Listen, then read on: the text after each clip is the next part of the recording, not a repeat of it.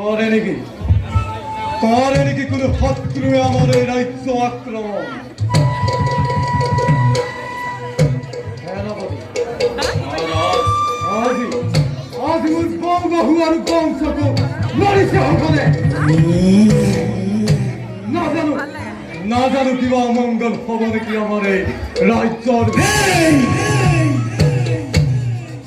মহারাজ সেনাপতি ধৈর্য ধর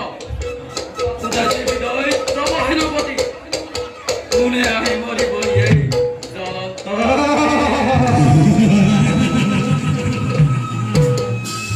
ঘরে কোন হত্যু আমার রাজ্য করিবলে আক্রমণ তোর হাতে হত্যু দল মেরে বাবা।